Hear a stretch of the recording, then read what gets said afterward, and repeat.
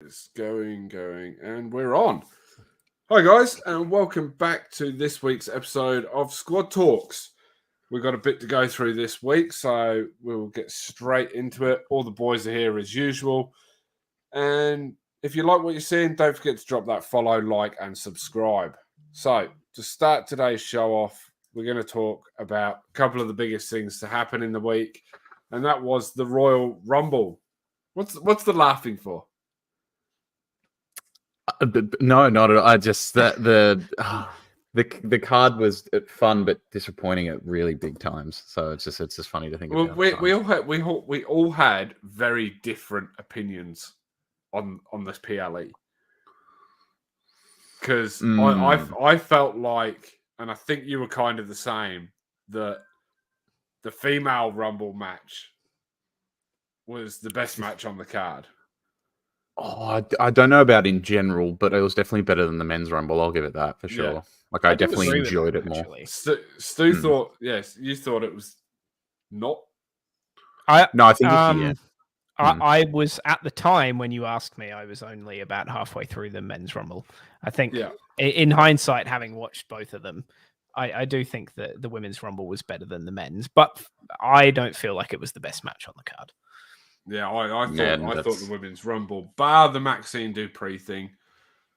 Oh. I actually that was horrendous. It wasn't that bad of a botch. Come on. Which one? Which one? The first time she tried to do the move and didn't hit it, or well, she kind of pulled it off the second time, kind of. Or the second time when she went to try and do it and neither of them moved. Yeah, I know as well she's supposed to be a comedy spot and she's green, but it was. She is very green. But she's being pushed into that position very early in her career. In fairness, yeah, for sure. She not barely, all on her. She hadn't even. I don't even think she'd been on TV in NXT.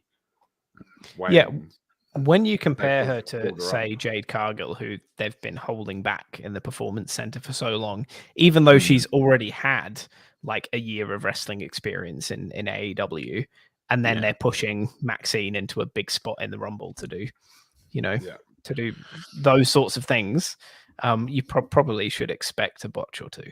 Yeah. For sure. Exactly. On that mark, definitely. But it was definitely better than... Overall, I think it was more enjoyable to watch than the men's Rumble for sure. It just definitely more enjoyable. Yeah, I still believe. I think it was the best match on the card. It had everything that I wanted from a Royal Rumble PLE. It had the surprise entrance. It had the big big match feel, especially being one of the four corners of PLEs. As far as WWE one of the big goes. Four. It had massive moments like Jade Cargill picking up Nia Jax and throwing her out of the ring. Impressive. Really showcased what she can do and what she's about. So and the ending of the match was fantastic. Yeah. I thought. I want to ask Stu because I want to see where he's on it as well. What would be your favorite match on the card then if it wasn't either of the Rumbles? Do you reckon? I actually think, even though there were moments of it that I thought were cheap, I thought that the Universal Championship match was the best on the card. Personally, which I know I'm sort of on my own there, but. I thought just from a wrestling quality perspective, which is maybe just the guys in that ring because they're all great. They're all huge. Well, I just thought pretty much their timing of everything, the moves that they were pulling off, everything just looked polished, even if the match itself wasn't super well written. Everything looked polished, and I thought even in the women's Rumble, the first sort of 10 entrants or so, either because they were green or because they were getting old or they hadn't been in the ring for a while due to injuries, everything just looked a bit sort of stunted. Natalia at number one. Yeah. Yeah, exactly. look, Natalia was bad for that. What I was going to say before, when Jack sort of gave me the sort of smile when I said LA Knight, was they're all future Hall of Famers, apart from LA Knight at the moment. Yeah, currently, he's also got a very I guess original style of wrestling and moveset as well, compared to like, I don't know how I like LA Knight, but I just don't know how well it matches up to like kind of how much more complex, say, not Roman Reigns, but Orton and say Styles could be doing in the ring. Like, I don't know if it matches, but like he's still entertaining to watch in the ring. But I don't. He could be a Hall of Famer one day, but he equally could be a Mr. Kennedy. Like great for a couple of years and really entertaining, but ultimately, not exactly. Hall of Fame material. I think my problem with that match was I think it was really slow to get going, and outside of like all four men fighting outside the ring for the first 10 minutes of the match. Just, I felt like that took too long, and that's why they had to speed the finish of the match up.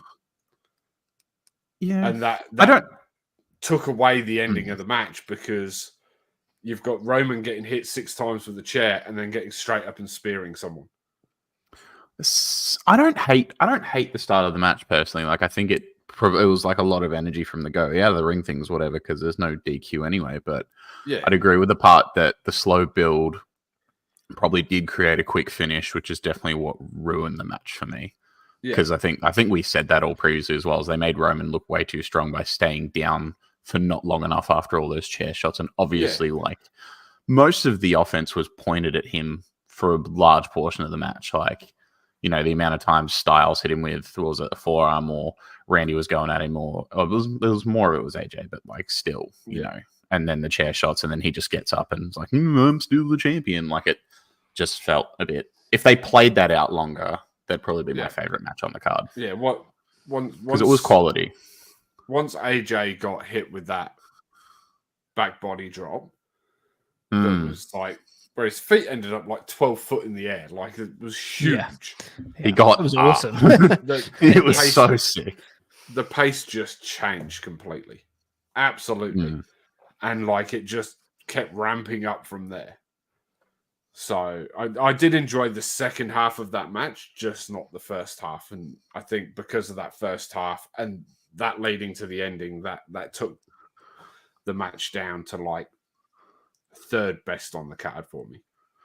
Third. But maybe I'm a little bit too much of a nitpicker, but I have similar problems with both Rumbles. And I think it happened so much in both Rumbles that it sort of outweighs that one moment of Roman getting hit with the chairs so many times and then getting up for the spear, is the number of times that in both the women's and the men's Rumble that someone would get hit with one move, or they would miss one move, and then they would be down for like a solid 10 minutes. They were sitting in a corner, or they were laying down. And it does happen in every Rumble, but it seemed to happen way more this year, I thought. And my eyes kept being drawn to it. But I mean, it was their biggest way of keeping Jey Uso in the Rumble for that long as well, which is a bit disappointing. I wanted to see him probably look stronger rather than be there longer. But we may as well do.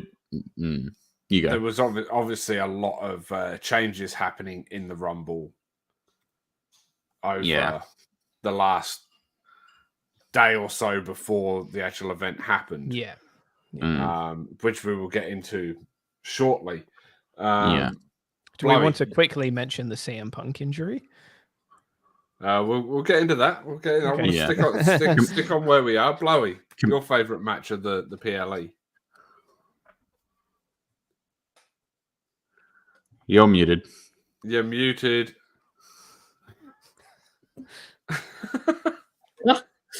That's better. Good. He wanted to keep himself from saying anything bad about Roman Reigns. I can see his face. Someone rang me and I plugged it back in and didn't unmute itself. Me being coming back into wrestling after 10 years of being a full-time watcher, probably the Women's Royal Rumble, because it seemed more entertaining than the men's, and I hate Roman and I hate Jake Paul, I hate KO. So I Logan. wasn't really paying attention from the other ones. I said whoever. Jake Paul, Logan Paul, any of the Pauls. Yeah. Yeah. Do we think that the number of matches on the card was enough? Well, considering they had about 8 or 9 minutes left after the broadcast, because Sheet was mentioning this when we were watching it live. Yeah, like they still had runtime left. They probably could have fit in something real brief, just as a. I wouldn't have hated to see a DIY tag match or something like that. They also could have made the Women's Rumble about 5 minutes shorter and had an extra match in there that was full length. You know, they could have done it with 20-minute match. They could have done it with the Men's Rumble too, considering that mini match at the end between Cody and Punk just seemed to go on forever. Again, though, I think that has to do with the changes. Yeah. You can't really throw something in there Saturday morning and just have another match in there. Do you know what I mean? Because the amount of wrestlers they usually keep backstage, they probably could. Yeah, they probably could, but there's no build up to it. It's not been advertised. Yeah, but sometimes it doesn't. It doesn't have to be something that makes you want to go storyline. Sometimes I just want to see a banger. Like put a good couple tag teams in there, and just put on 8 minutes, and just put on 8 minutes of 100% energy. And I'm not saying that makes the card better. Who are you going to put in there? Like that, with the 2 Rumble matches happening. I mean, I'd like probably DIY and.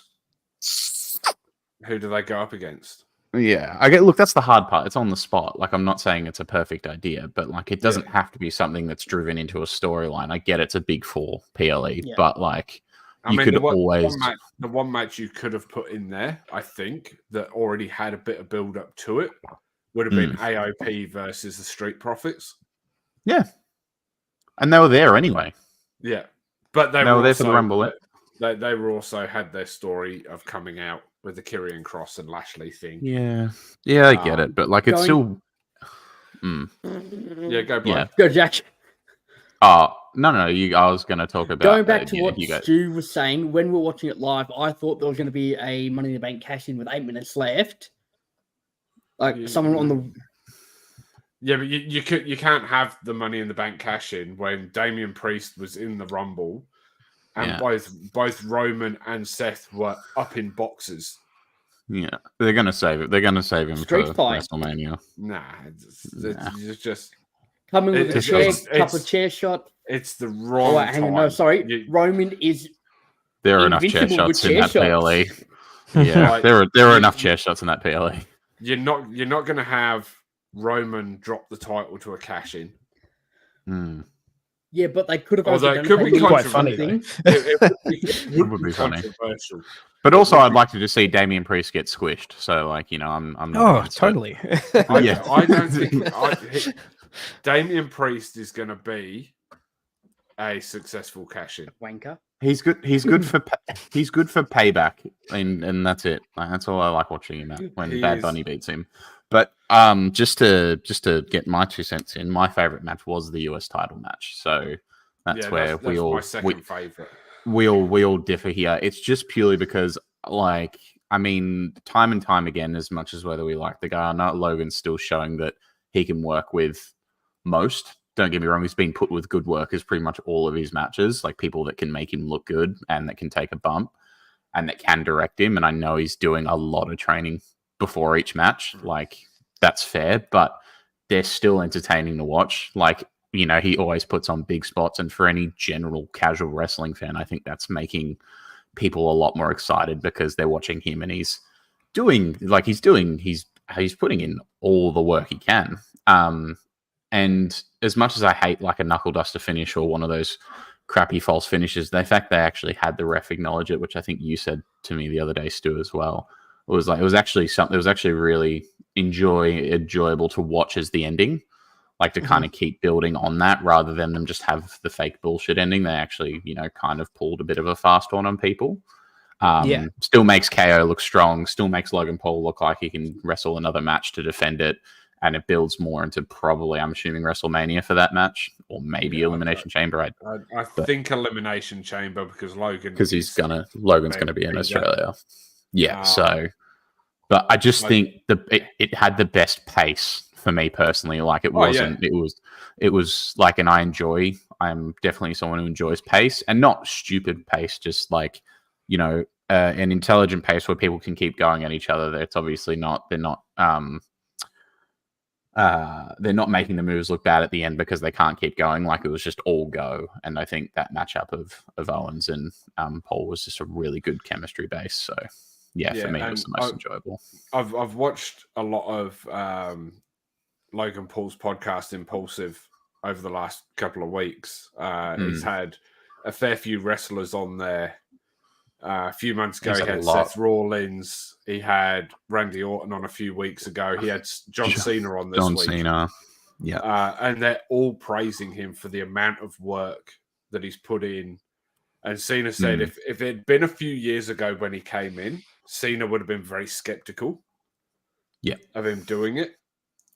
Now, with the way that the industry's moved and the business has moved and everything like that, and seeing the work that he's put in, like he's all for it.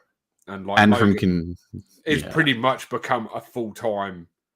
Well, from considerations, he's signed a full-time contract in the last week or so as well. So there's that. So there's big money in it for him too. Big money.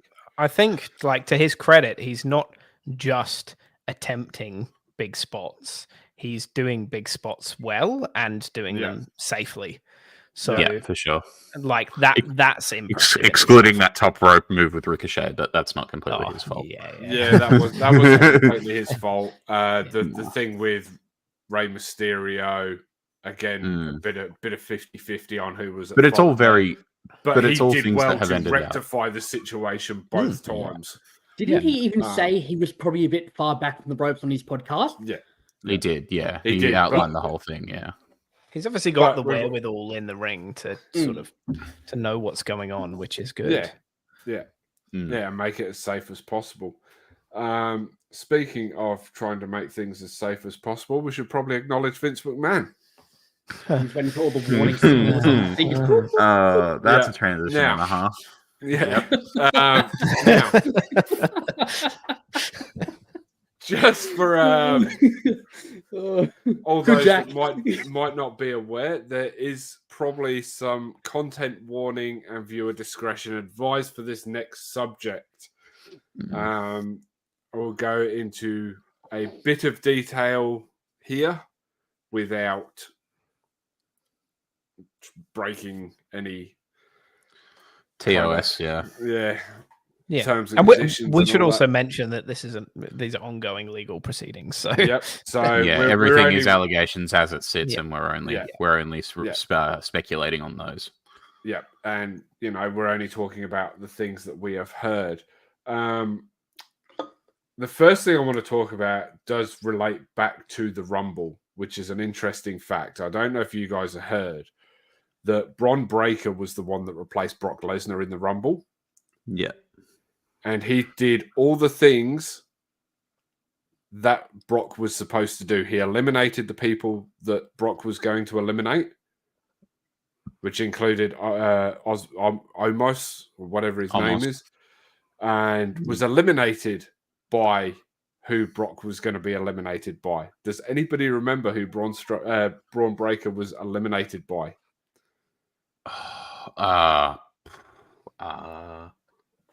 Little quiz in the middle of it there. That's fun. This is ridiculous. If this was actually was supposed it McIntyre? To happen. No. Ridiculous. Check binge quickly. Hang on. No. This is cheating. Was it McIntyre? No, I said McIntyre. Was it Ricochet? Sorry, I meant to say. No. Too late. Ricochet came out late. Nobody know? No. Dirty Dominic Mysterio. Oh, that's right. Yeah, that's right. I forgot about that. Brock Lesnar was supposed to get eliminated by Dom Mysterio. But how was that elimination done? I don't quite remember it. I don't quite remember it at the either. time. I don't remember it either completely. But do you reckon they because were if it was something like later on with that, or I don't know. That's all that's been said. Something that Dave Meltzer mentioned on Observer News Radio. So it's what he's heard, that Bron came in, took the spots that Brock was supposed to take, and got eliminated by who Brock was supposed to get eliminated by. I mean, it would have been an absolute shocking moment had that happened. It would have created an all-time Rumble classic moment. Yeah, but Maven eliminating The Undertaker didn't exactly give Maven the push that they probably thought it would.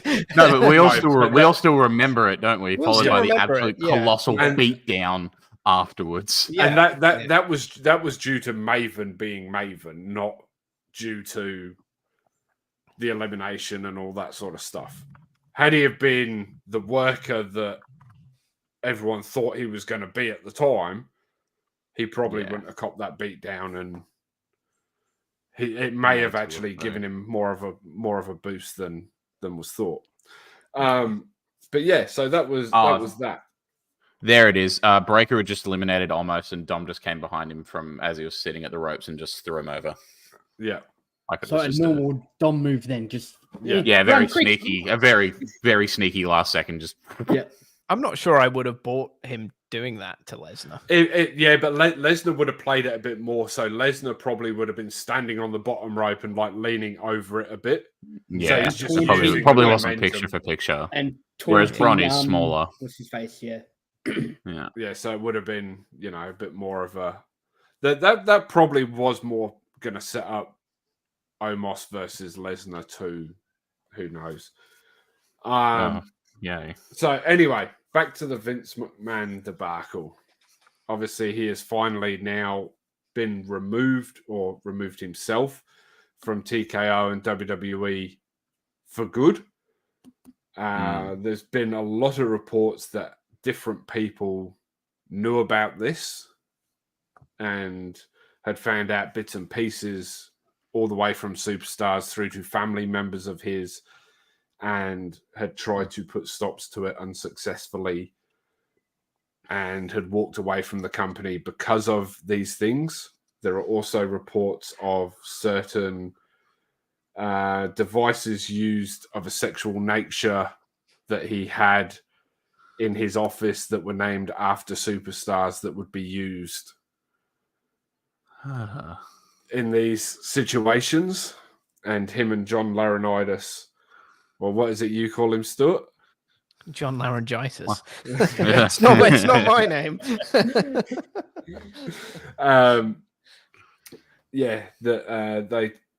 They have been accused of, on one occasion at least, locking this person in a room and performing acts during a work day. Very serious allegations, obviously, but hopefully, if they do turn out to be true, that justice is served, or if they turn out to be false, that again, some sort of justice is served on the other side, because they are very serious allegations that draw in not just Vince McMahon and John Laurinaitis. I nearly called him John Laryngitis then. But they also bring in certain wrestlers. Brock Lesnar is one that has been brought into this, implicated. Although he hasn't been named. Yeah. But it's not hard to work out a former UFC /WWE superstar that Vince McMahon was trying to re-sign around that time.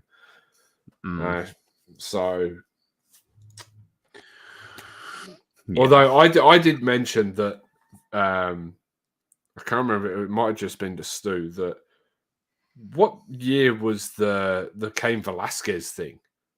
2018? Yeah, wasn't that early, was it? Yeah, 18. 2018, 2019? Because I think she was there from 2019 to 2022. I mean, I suppose it could. It was have been 29. CM Punk. It's unlikely, but no, I don't think it would have been, but it could have been. It was 2019. So Cain Velasquez. It might not even be Brock Lesnar. It could be Cain Velasquez. And the whole thing here that we and everyone else I think has to be careful about is that A, these are accusations, and like B, we don't know all of the details and are just speculating, and we can't jump to conclusions on the one hand, and a lot of people are going to, and this happens pretty frequently whenever there's especially sexual assault case. It's a lot of people will jump to conclusions and judge people as guilty before all of the information comes out. But on the other hand, we do have to treat the allegations seriously, not assume that they are we've lost you, Stu. We've lost you there, Stu. Yeah, seem to have lost your Stu. sound. Yeah, we've lost you there completely. But yep, you're now muted. And one more time. We'll just try that there. Yeah. Yeah, there we go. Yeah. Back. You're back now. Weird. Where did it cut out? How seriously we need to treat these allegations after having talked, like regardless of correct implication or if they've been found to be factual or not yet.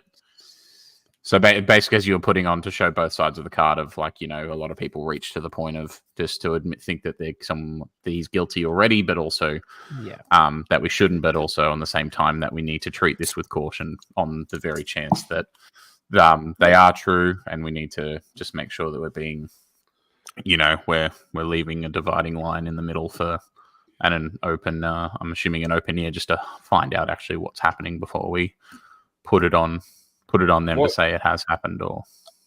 Yeah. But that part didn't. You didn't finish that part. That's what you cut out. Yeah, right. Well, I'm not really sure where I should go back to. I think the correct point was made. Like we need to make sure we've got all the facts before everything happens, but also with any, as you said, any allegation of harassment, assault, or any infraction of that sort needs to be handled as seriously as possible because it's a massive thing. Especially. Yeah. No, you go. You hadn't finished. I was just going to say, especially in such of this is my own part, especially in such of a case of, say, Vince McMahon, where this is obviously not the first time this stuff has come out. He has had multiple allegations before. He has had to settle these allegations how many times now? We have not had any. Yeah, it's been a few. We haven't had any official reports of what has happened in the end. We just know that they've settled, which doesn't necessarily mean that we can indicate that he is guilty, but we can't clear him as someone who has not done these. And obviously we've had our opinion as how he is in front of the camera, especially through, say, the mid-2000s, as well as a human being. So we also have to be aware that the more powerful and the more powerful someone is and the more exposure they have, the easier it is potentially for someone to, say, jump on a bandwagon or and I'm not in any way suggesting that is what's you're not claiming here, you're not claiming it is a possibility in any sort of case. If it's an actor that's been implicated or it's a politician or whatever, the bigger a star or the more power that they have, the easier it is for someone to just throw an allegation at them and for it to sort of like stick in some way, whether or not it's true. Two things. First one being that there is, without presuming guilt or innocence, just who a close friend of Vince McMahon happens to be, in Mr. President himself, Donald J. Trump. Yes. Connections. He's been brought up on enough of his own stuff, yeah. On the other side of that, something that me and Stu spoke about just before we jumped on was that one thing that's been known about Vince McMahon is that he likes to add some truth into storytelling. Yeah. this has been shown with the Edge and Lita thing and Matt Hardy and a few other storylines down throughout the years. Hogan and what's his name? Macho Man. All those kind of things. He's been known to do that. He thinks that by making it as real as possible, the fans buy into it more. And since this allegation has come out, the amount of times that these kind of things were alluded to in storyline, not presuming he's guilty, but it doesn't paint him in a good picture, especially as far as social media goes, which is not the way to do things. But it paints not a very good picture. No, for me, knowing that he likes to do that sort of thing to storylines, and he's painting himself in that light. What do you mean? Push kids in a wheelchair down a flight of stairs? Are you suggesting? It would not surprise me. It would not surprise me. Detach someone's leg mid-match and hit him with it. Yeah, good. Yeah. Bonk. Yeah. How do you get away with that one? I paid him $3 million. God damn it. Yeah. I think we can probably attest from history that we do know that he's not the greatest human being. So he's pretty personal opinion. He's pretty detestable human being from how he's treated a lot of the people that have worked for him and general actions as a human being. So yeah, but we still can't. I would not be surprised if there are more stories. Linda McMahon, anyone coming out over the coming months, out of the woodwork. Yeah, maybe ex-female wrestlers themselves. One that I'd be interesting to hear from, even though she's in jail currently, is Sunny.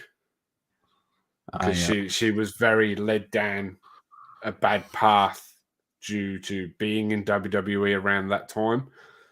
And, things obviously are well documented that happened backstage with her and other wrestlers. But then do you believe anything that she would say of current history sort of thing? So it's just going to be the claims versus the facts, isn't it? And maybe those will line up, and maybe they won't. But in that other side of it, I hope we don't get. I mean, we don't get more allegations for Vince's sake. I mean, I hope he didn't do enough of those. I hope enough of those things didn't actually happen, so that more. Oh yeah, 100%, 100%. That's awful. Yeah. But at the same time, if there is, I hope those people come forward. But yeah, definitely. Even if that stuff is kept private and behind the court doors, and we don't find out about it, as long as someone finds out and it's brought to light in the right channels. Yeah, and as long as we can trust in the legal process to come up with the right answer, that's all it's about, really. Yeah, I think. Sorry, just to break on it as well. I think it is. The one thing that comes out of this is that the period of time it's happened in, it's with after the TKO signing. So Nick Khan's not going to stand for it and be like, yeah, you can just kind of no, he's gone. Yeah. It's done. There's no more of this, no more of this feather dustering bullshit with WWE. There's no more back and forth. And this is apparently completely broken the family. It's why Stephanie came back, because she thought that was going to be the end of it. Yeah. And then, obviously, as soon as Vince was starting to come back, she left again, and that was it. She was done. It's apparently the reason that Shane left, because he was trying to be brought in on it, and he wanted no part of it. Yeah. And, things like that. So, and, this is obviously the same woman, apparently, that was, that it was tipped off about in 2022 when he first left. This is the person he had this supposed affair with, and had paid the money to. And the reason she has now come forward, even after signing an NDA, was that he only paid her the first installment, and then it came to light, and he stopped paying her. So she's then gone and seen the lawyer, and they've gone, well, this is where we deal with it. Again, allegations. We can't prove anything. We're not a courtroom. We just thought we would talk about it. We had a couple of things we wanted to say on the subject. And now we're going to move on to some lighter stuff. And that is tomorrow morning, 9 a.m. Australian Eastern Standard Time. Sony are doing their state of play. Now, it has already been spoken about that Rise of Ronin and Stellar Blade are going to be shown at this event. I am looking forward to seeing both of those, especially Stellar Blade. But it is also leaked that we are possibly getting Death Stranding 2, which I'm very excited about. I was a big fan of the first game. I don't know if you guys were. A possible Sonic Generations remaster, remake, or new game. Silent Hill 2 remake. Finally, this has been rumored for about a year and a half now. Until Dawn coming to PS5 and PC, which will tie into a supposed movie or TV series coming. A new Metro VR game. And Judas. Excuse me. So there is a bit going on there. It is only going to be 40 minutes long. You can catch us right here, or you'll catch me right here on the Switched On Squad channel and Brennan Hoof, the twitch.tv/Brennan Hoof, doing live reacts to that. On if I can get Quinn to daycare and on time. So if you wake up in time to get him to daycare. It's more getting him dressed and him not having a meltdown in the car. So you getting up in time to get him dressed in time and get him in the car with that. Yeah. So we will be doing that. We might do a bit of a follow-up reacts with everyone's reaction to it and get everyone's thought, little 5-minute video somewhere, which we'll post up on YouTube at some point.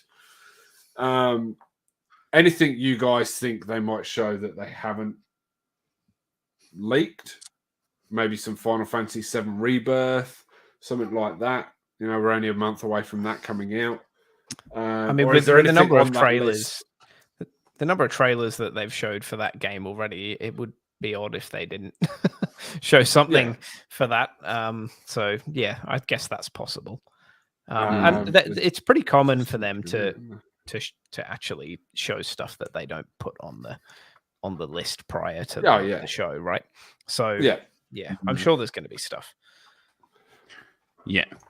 Or is there anything on the list that you guys really are excited for? I mean, Death Stranding 2 is not obviously officially on the list, but Hideo Kojima did also share the state of play time and start himself as well and advertised it. So, you know, it's probably the rumors that are going to be there are pretty huge. So I would like to see that. But, you know, who knows? Hideo has also been known to do that stuff before, and then it just doesn't. No, I know. That's why, I kind of like take it with a grain of salt, obviously. But I would be excited to see that there. Other than that, haven't looked too much else into the things that are going to be there. Just not having been a person who's really played the Metro games, or Until Dawn or anything like that. Like it's I have to say, but it would be a great game. Can I bring up a slight tangent there? Is that for me personally, I think we've just started to get to the point with this Until Dawn remaster and also Last of Us Part 2 remaster that some of the remasters / remakes, they're so recent now. The games that they're remastering.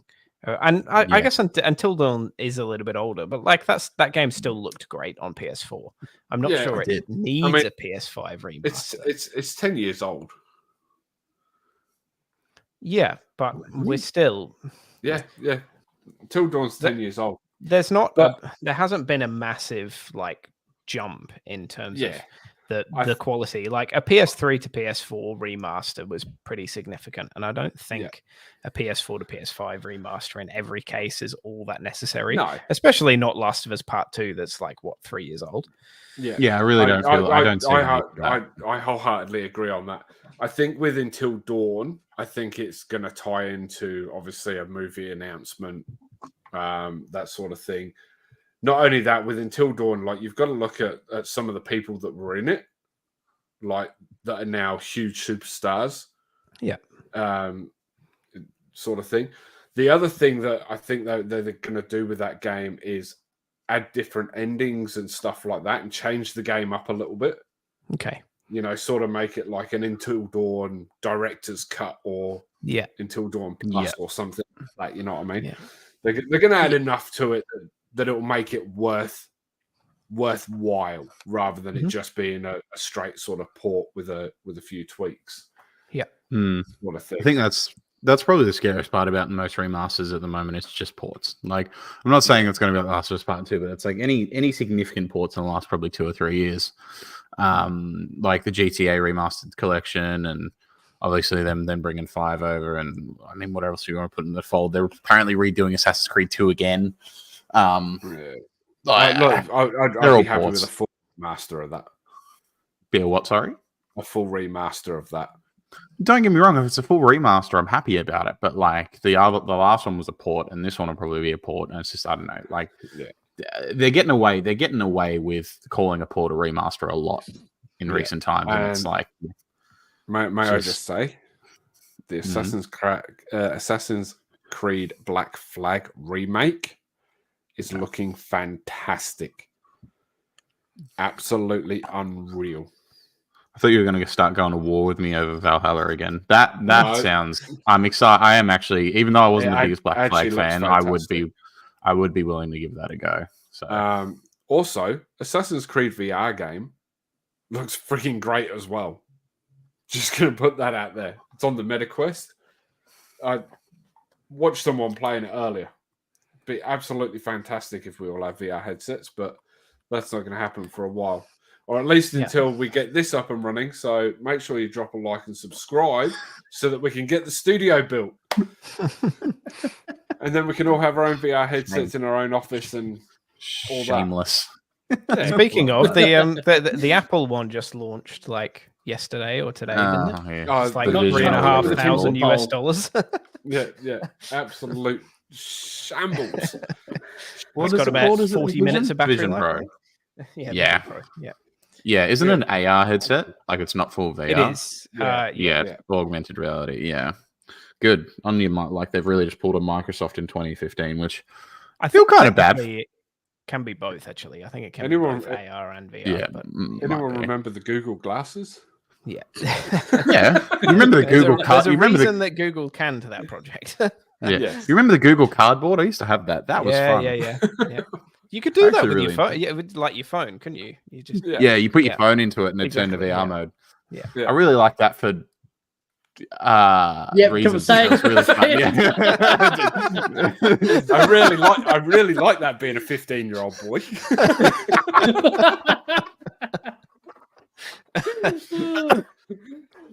Okay. That's gonna get clipped and taken out of context, isn't it? All right. Hey, you're the one going to clip it, not us. I don't. People watch this and clip it. All right. I've got a question for you guys.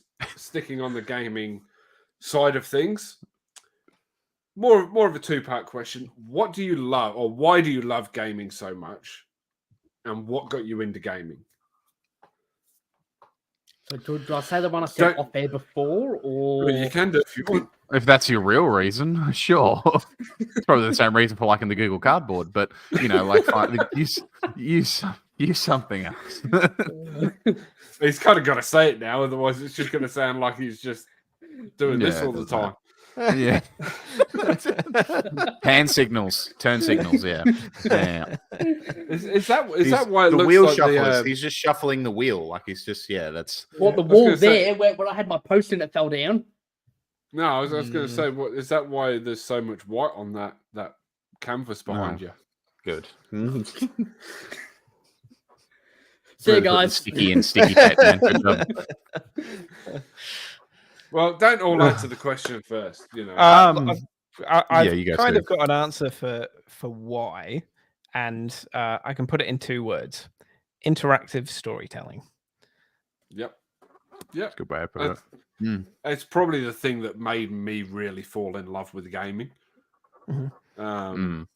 I mean, I'm a fair bit older than the rest of you, and I fell in love. Fuck up. I fell in love with gaming. Before you lot were even born. But the real reason that I got into gaming hardcore, in a sense, was Final Fantasy VIII and Resident Evil, and those games when they hit the PlayStation, and all of a sudden, like, these stories were becoming bigger and more in depth. Yeah. What is so funny? Nothing.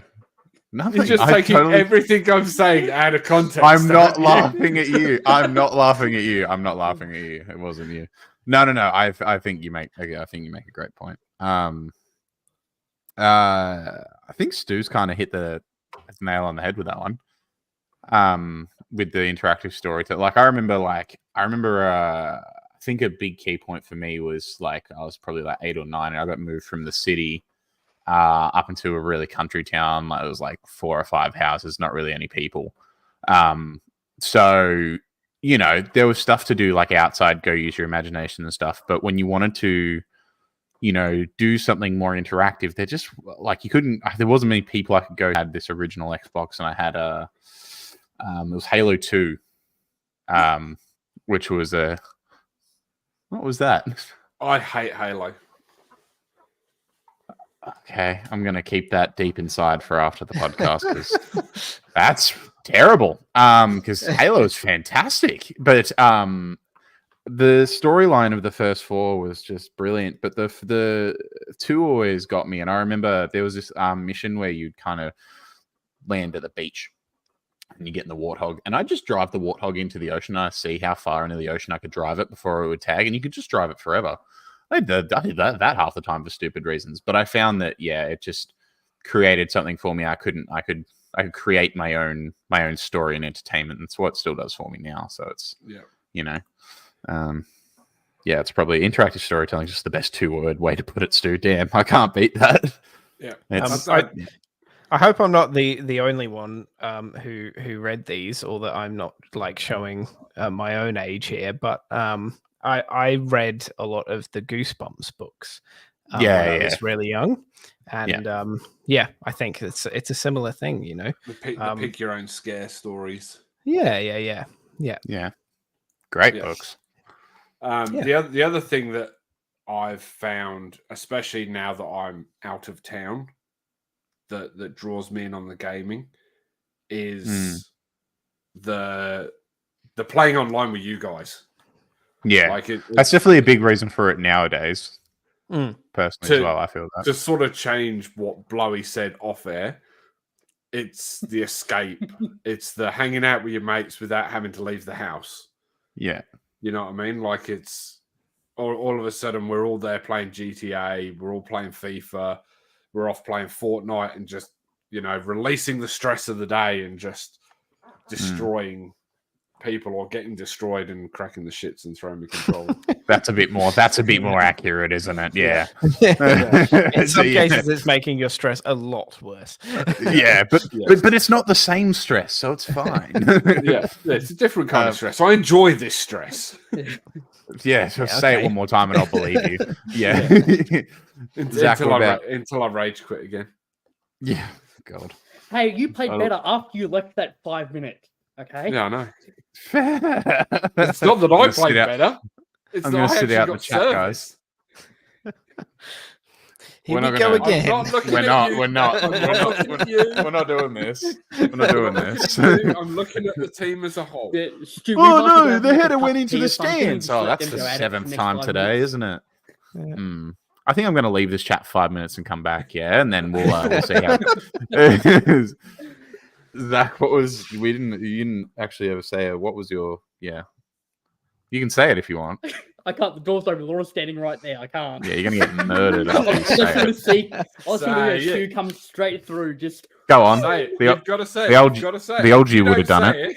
If you don't say it, I'm going to send her a message with it right now. Yeah, the old G would have done it. I don't want you, it's right there. You guys remember the old Zach? He was so cool. See this? See this? Yeah, he's just got to... I'm just gonna send it straight to her. Keep sending you a message, something I won't say, because you're in the room. Are you gonna say it? No. Soft. Now Laura's encouraging me. What have you done? I play games to get away from reality and get away from the family. Are you saying Still it? bad hearing it. I said it then. Yeah, he said he did say it. I actually didn't hear it. Yeah. Look, I think escape from reality is probably a good way to put it, though. Like, you have a long day and you come here. For 6 hours, have a shit day, have to deal with pick teachers, and just come home and just jump on like GTA. You should be doing your homework. Black Ops 2 with the boys, bang! Exactly, Black Ops 2 with the boys, prime. and just jump on and curse at your teachers, and then get yelled at.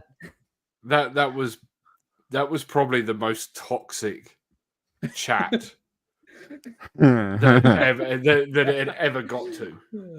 Like Call of Duty. Call of Duty was toxic back like Warzone's still pretty bad now.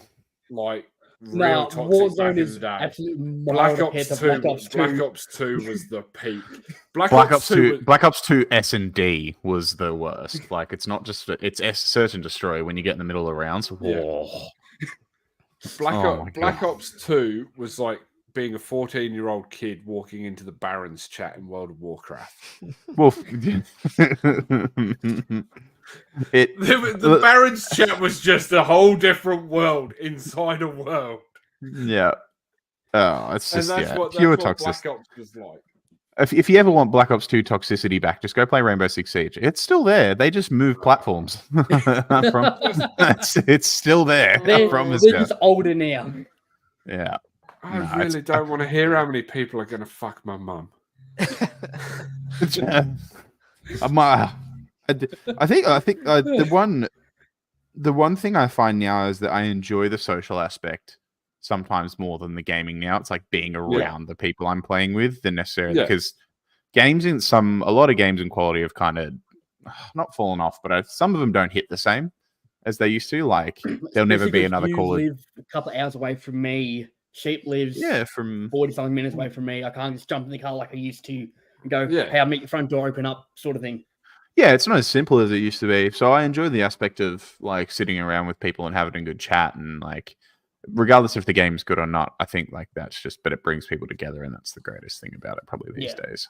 Yeah. At least for multiplayer games. So many multiplayer games are dog shit these days, but Now upgrade your PC so you can play Sea of Thieves with us.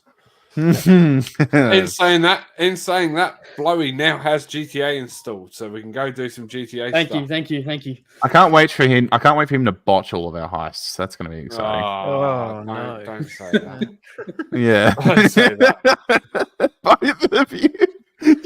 We are not trying the stealth run of the Diamond Casino. Hey, Perico. Oh my god! It's gonna happen. You know it's gonna happen. You're gonna be like stealth, and he shoots 4 guards. And in saying that, I can't do the stealth most of the time. All right, we should probably move on from this. We're at nearly an hour. Stu, you had one that you wanted to talk about. Yeah, well, I think we're about to get on to football-related topics. So I wanted to ask you guys for your opinion on this. Is the Saudi League already going to be a genuine threat to Europe's major leagues? Or is it going to be the next Chinese league and turn out to be a bit of a flop that spends lots of money early on, but eventually burns out? It's going to be the Farmers Retirement League. Yeah. So I kind of have to agree with what you're saying there, Blowy, but at the same time, I think the fact that not all of the clubs have the money, the money sits in like 4 or 5 teams that are owned by the government. Like, I think it's going to sit somewhere in the middle. Yeah, I think it's going to be a flop because they're buying money. They're not buying money. They're buying players to try and get people to the stands and get people to the games and get viewership up because people want to watch these players, but nobody wants to watch these players play against guys that should be playing Sunday League in like 19th Division Sunday League. Yeah. But that changes once they get enough players. And they've already shown with, say, Live Golf, for example, that they have enough money and they won't stop spending money until they get the majority of players in the case of golf. Yeah, so they might just keep going and just keep buying talent. The live golf thing was a little bit different because they did that to get a seat at the table. Yeah, of course, there is different market. That's what's happened with this. What are they going to achieve? They go and get the players. They all go to 4 or 5 teams, but we're still seeing like that there isn't the infrastructure in terms of enough fans to fill grounds in that country. Yeah. So you get what is it, Al Hilal and stuff like that. Al Ittihad, Al Nassr. Yeah. They're all going to those games, but all of a sudden you get the teams that haven't got the players, and they've got 3,000 people in a 45,000 seater stadium. Mm-hmm. Yeah, and nobody's going to watch that on TV. It doesn't add up. I think it's I think you're right, but I think also like my guess of it would be like where you were putting the bar, Stu. My guess would be somewhere in the middle. Mm-hmm. Like, I don't think it's gonna flop as bad as the Chinese Super League, because I think the thing that also killed the CSL was the fact they put in a regulated spending budget. They were like, imports can only have X amount of money. So basically, all other players are like, I'm not interested anymore. Whereas that's not going to happen in Saudi, even if it's only 4 or 5 teams. The thing that is going to kill it in front of that is not only there's only X amount of teams that have the money, it's that the government-owned teams are the only ones that can play for their cups and titles. Mm-hmm. So the ones that are independently owned, even if they have money, they can't compete for anything. So like Al Ettifaq, I think it was, that Jordan Henderson was at, was one of those teams. They're not government owned. They had big money, but they couldn't compete for anything. So Henderson was literally just going to play football to play football. Yeah. Like out of that examples.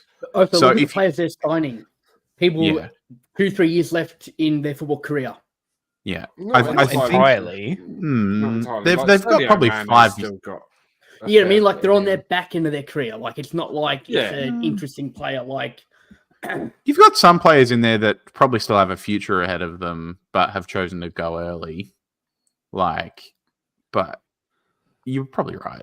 Even some players who are young, but it doesn't seem like their careers going in quite the same direction as they hoped, and it's just a chance of a lot of money, and they think maybe they can come back to a big European league in a couple of years once they've got their cash, secure a bag for their family sort of thing, and then them and theirs, which is fair. But the only reason I don't see it completely failing is that if there's enough teams that have enough money and they're allowed to continuously spend, like it probably will be what the MLS is doing and kind of what the A-League has done at times with bringing in, aged stars. Like it probably will be that, or as Stu said, younger players that want to go get a bag first maybe and then try and, make their way through Europe after. But I don't think it ever becomes a serious contending league or something. Like, I don't think you'll ever see a team like them in the Club World Cup or something like that, or winning the Club World Cup, for example.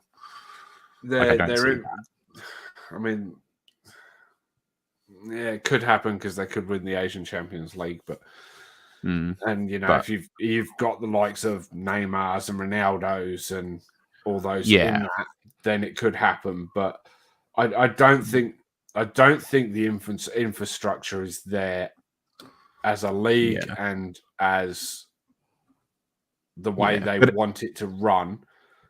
I just don't think it will ever compete with. But as Saudi does, is that they'll spend until they do have the infrastructure. Like they'll spend and spend and spend until they. But I'm not saying the MLS didn't have that infrastructure in the beginning either. No, but you can't just throw money at a problem where you don't have enough people in the country to fill stadiums. No, for sure. That's what I'm saying. It's not ever going to be a big league. It's not going to be a top league. unless they're going to start paying foreigners $100 grand a year to move to the country, just to fill stadiums. Yeah, it's not going to happen. Look, it probably will be that MLS A League sort of like that. They take on those.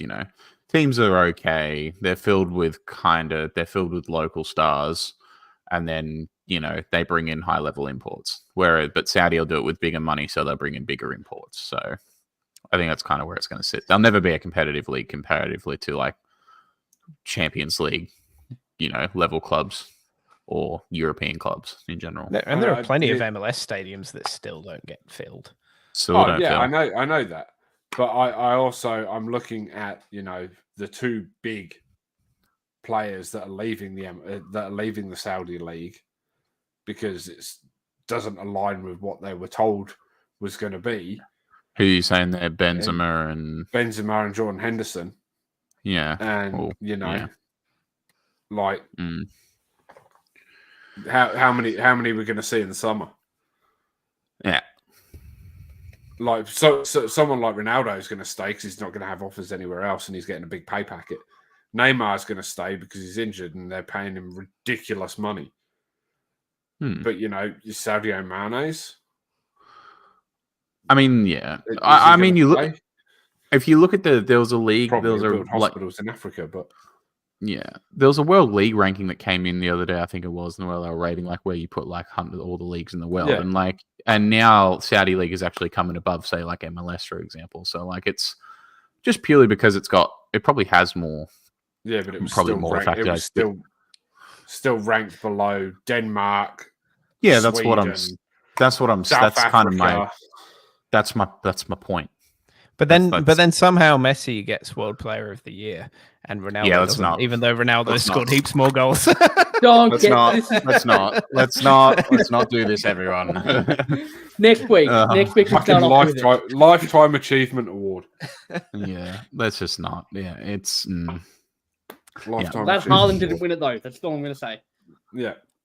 Okay. No. Actually, sorry, I misheard what you said there. No, Haaland should have won it. Haaland deserved it. It's Haaland had just how does he unreal not deserve it? Yeah. He broke that many records. He broke. No, I'm passionate. He broke that many records. He scored that many goals. Nobody got close to him. Okay, I'll be more impressed if he did that in like a team like Leeds or somewhere who doesn't have De Bruyne, Walker, I'm sorry. Edison,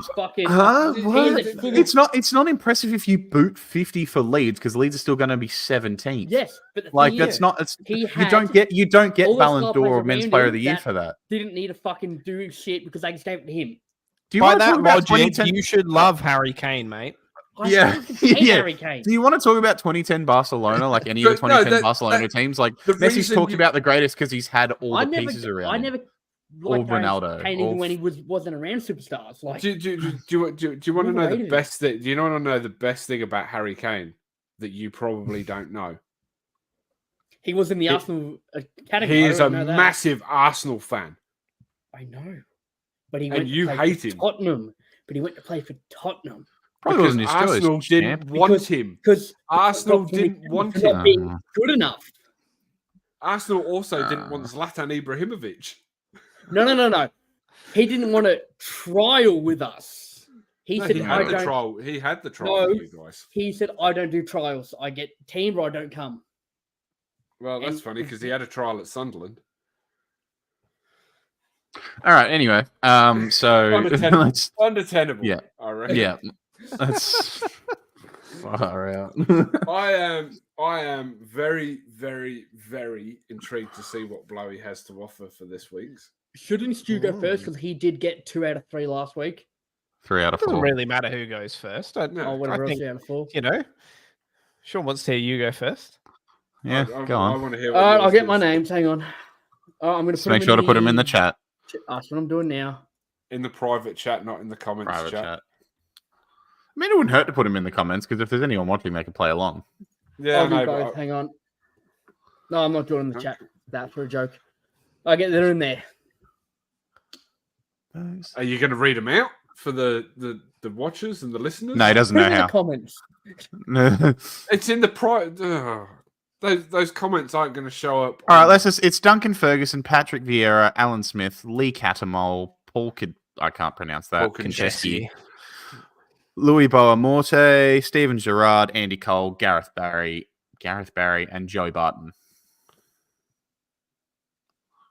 They're all centre defensive midfielders. No. They all got arrested? No. They've all been sent Fergie. off multiple times in one season. Close, but no. Oh, they're in order. That is one thing that you Yes. dropped earlier. So Most police red cards. Yeah, it'll be the most red cards in Premier League They are the history. top 10 red card people in. Premier League history. I got rid of. I moved one because the 6 was like Roy, and I'm like, I'm not putting him there because you'll get it straight away. I mean, Lee Catamol, Duncan Ferguson, Patrick Vieira, and kind of Joe the dead Barton's giveaways. pretty. And I will send the Andy Cole.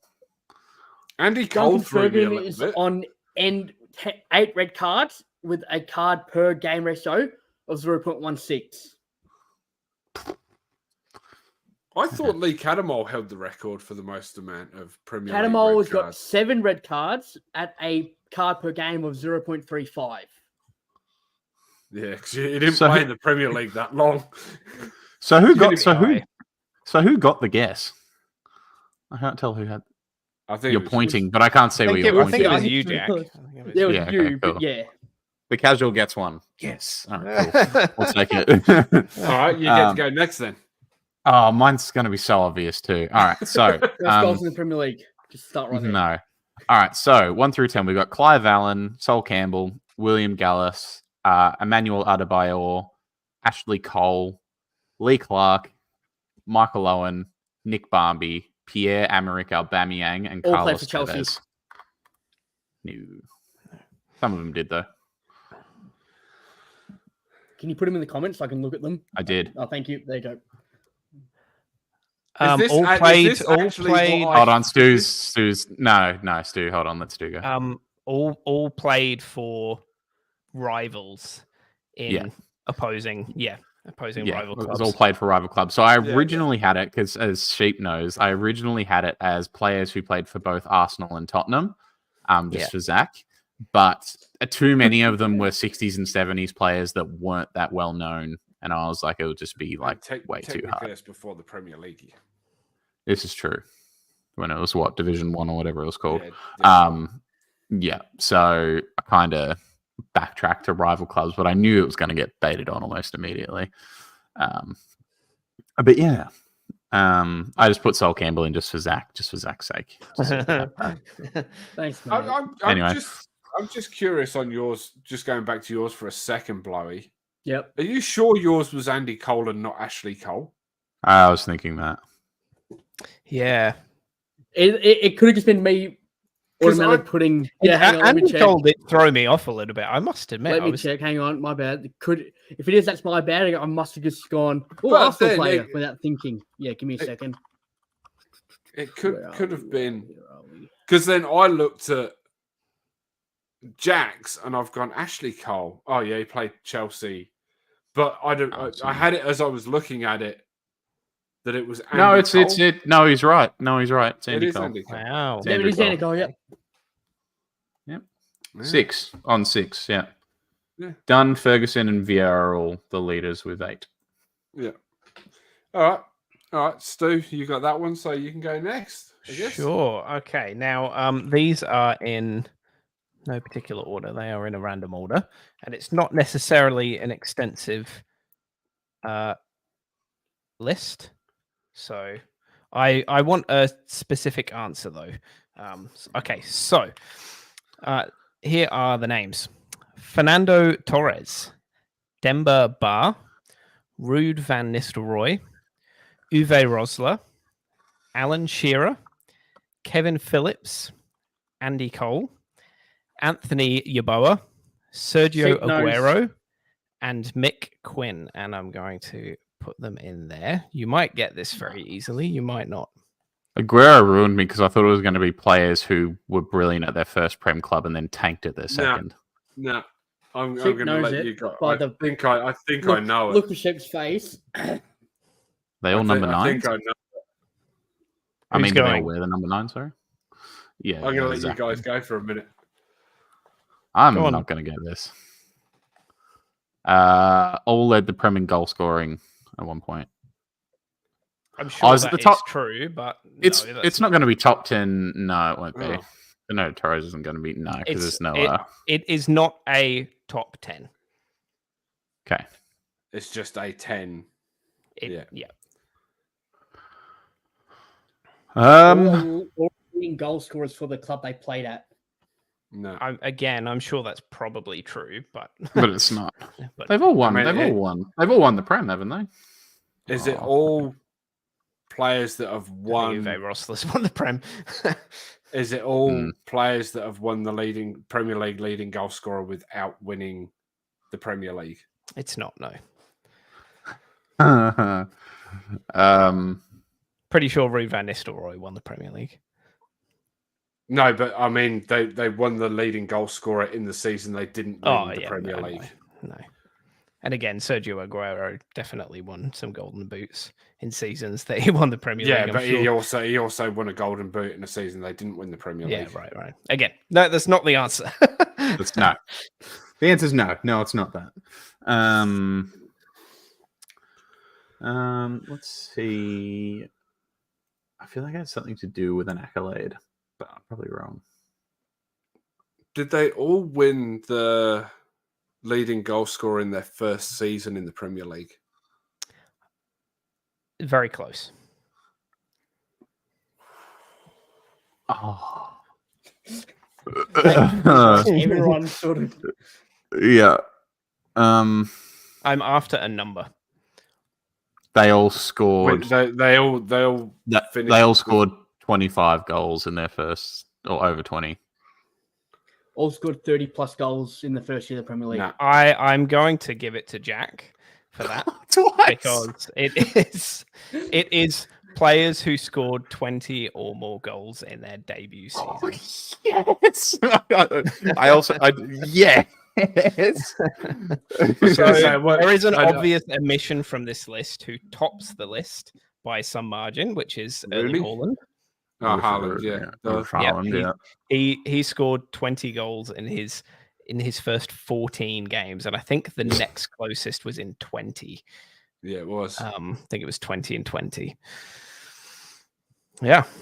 Yes. There you go.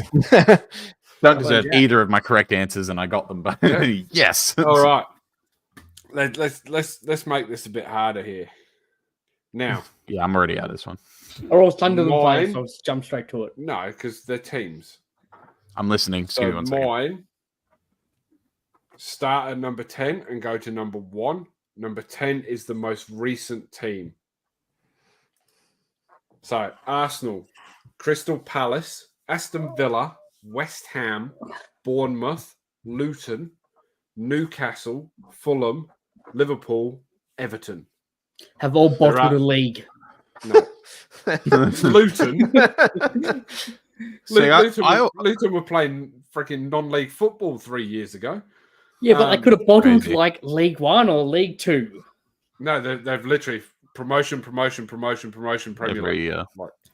Arsenal, because there are 2 more teams that have done this, but they fell outside of the 10. I was going to say something like because Luton hasn't been in a while, or ever. Is this their first time in the Prem? Yeah, Luton's. Yeah. Is it not their Premier League related or just in general? It is 100% Premier League related, and it is related to this season. That is all I'll give you for now. Is it teams? Maybe not. I was going to say teams that have been top of the league at Christmas and not won. But that was my next thing I was about to say. That's why I'm like, is it Premier League? I think that only applies to. In hindsight, yeah, it does. It's not something like all teams that have a worse record at their home stadium than they do playing away, is it? No, but you're thinking outside the box. So you're thinking on Think about what I did last week. Like my answers are very niche. Like they're very outside. What was yours? What was yours last week again? All wrestlers that use their real name. It's all teams. It isn't all teams that use their real name, is it? No. Liverpool were once called Everton, if you're thinking down that line, but that's not the right answer. No, it's not what I'm actually thinking. I just wanted to shit ours it a little. It is to do with this season. Have they all lost to Man United? No. Have they all lost to Tottenham? No. Shit. Have they all lost to Nottingham Forest? It is no, to do because with, Arsenal just bet Nottingham Forest, so no. It is to do with winning, but something that would go along with that. Have won all their derbies. Have they all got derbies? Winning and something. Not they've all had. They don't all have derbies, do they? They haven't won all their derbies. No. How could Liverpool and Everton both be in that list? That's a good. They might have had two. They might have had one at Anfield and one at. But no, that is not. Where's bloody Everton play? Got to remember, I'm a casual, Stu. Leave me alone. You're right though.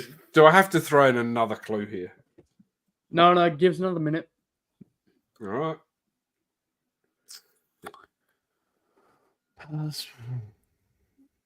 It is, like I said, it is to do with winning.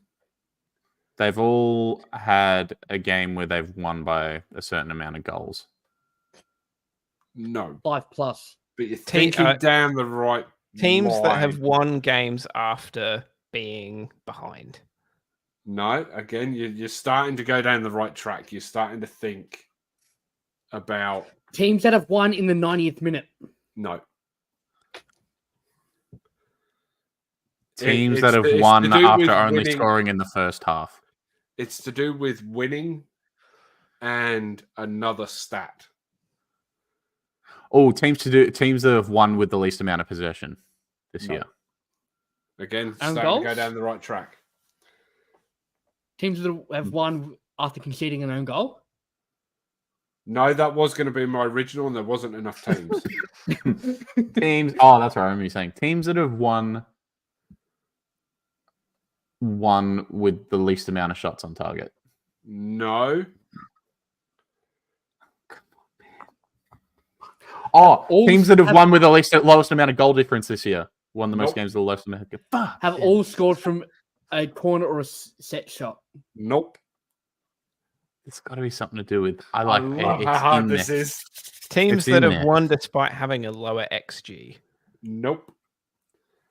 It's not a bad one though. Teams that are shit.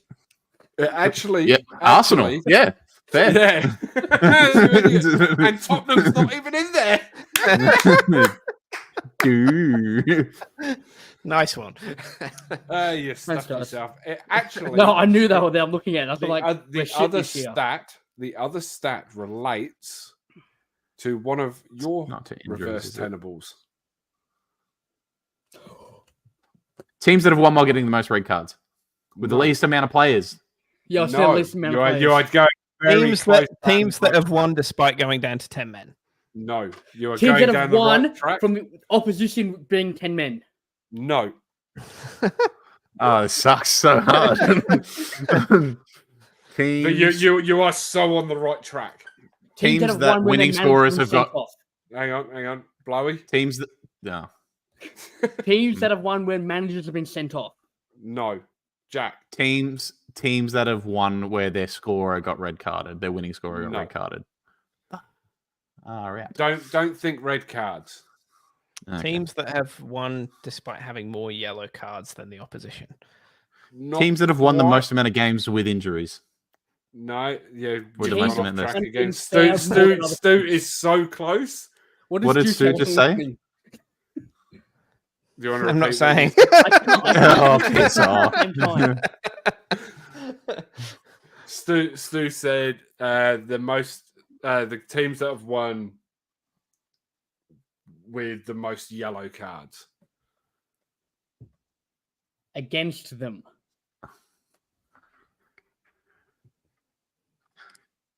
Come on. Teams that have won by only scoring from set pieces. No, you're off track again. Because I thought fouls.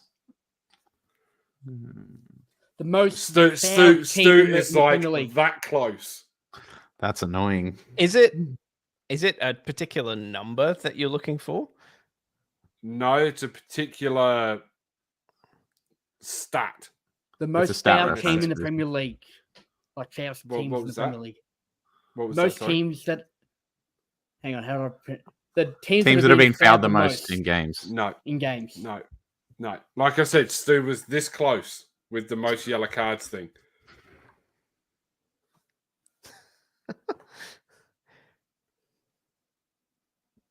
Teams. Yellow. Red cards. No. Okay, so teams that have won most with the least number of yellow cards. Yeah, just a little bit more to that. During the match. No. Good, Stu. Good. You're like you've gone from this close to this close. It's just... It's kind of the least amount, but it'd be... Teams that have won the least amount of games while conceding the most amount of yellows? No. No. Am I just going to have to tell you? No. I'm just shithousing. Yeah, shut up. You wrecked my train of thought. You don't have one. Teams that have won without conceding any yellow cards. They have all won games this year without receiving any cards at all. Yep. And the other two teams that have done it, but were... Like, obviously, I did it in order from newest to oldest. The other two teams to do it are United and City. Yep. Okay. There's actually been more teams to do it this year than there has been without. Surprisingly, I think going through the list, Tottenham actually have received the most amount of cards this season. I wonder why. Probably because of their high press, full throttle football. Romero. I wouldn't quite say they're shit, mate. Like, nobody's headhunting your manager. Because he's shit. Well, at least he's honest. I wouldn't say shit's the right. Anyway, we're going to be here all night if we let Zach. Pep rates him. Yeah. Pep rates him so much he let him go. If we're here on this topic, we're going to be here all night with Zach. So we'll. Because I just love winding him up about it too. Yeah, so do I. But like, we can do this all night. But I don't think people are going to. I think after a while they're just going to watch. You would be surprised what people watch on the internet. Oh no, I wouldn't. Google Cardboard, anyone? I mean, they've been watching us for God knows how long. I'm guessing about 3 minutes and 9 seconds. Sorry. We are going to leave it there. Thanks for joining us again this week. It's been an absolute pleasure. Don't forget to drop that like, subscribe, the follow, turn the bell on. You know the drill. And we will see you all next week. What are we going to make next week's Reverse Tenable about before we get off? How to press blowy off. Wrestling. No, that's just that's What are other sports that people actually follow here that we'd all... Baseball. Nope. No. Pickleball. Nope. Pickleball. I like pickleball, but like curling. I actually love curling. I fucking love curling. Lawn bowls on ice. Stu, you got anything? I'm trying to think of a sport that everyone will be into. Basketball. Cricket or basketball would probably be the... I could do... Cricket's going to be stiff for me. I could do basketball. But how's your ball knowledge? I don't watch a lot of basketball. My historical basketball knowledge is okay. And keep in mind, you can probably play recent with history. That's fine. We can keep it in the history. If we do basketball history, we're keeping it in the... We can do cricket the week after. I'm happy to suffer through that. I want some more knowledge. This week I did Prem and I don't know enough. And the fact I got two of the Tenables. I got two Tenables. Yeah. I got two Tenables. Like, I've shithoused it. My problem is I think too much outside the box. Yeah. And then, like Blowies is just so easy that I'm thinking outside the box that you don't think. Well, I won't say it's so easy. But no, I know what you mean. It becomes, I get you. Yeah, you know, you miss the answer because you're thinking over here instead of here. Yeah, and let's just narrow. We'll do NBA, not because if we say basketball, people will put in some stupid FIBA World Cup or like. No, I'm not. God damn it, Jack! Olympics. Piss that off. Yeah, no. Ben Simmons Can die in a hole. Thanks for coming. All right, there you go. Next week, Reverse Tenable is going to be on the NBA. As I said before, don't forget to drop the like, follow, subscribe, whether you're watching on Twitch or YouTube. Make sure you follow the links to go to the other one and drop in on there. And we will see you all next week. And for those that you're watching the clips throughout the week, check out the other vids. We'll catch you later. See you guys. See you guys. See ya. See everyone.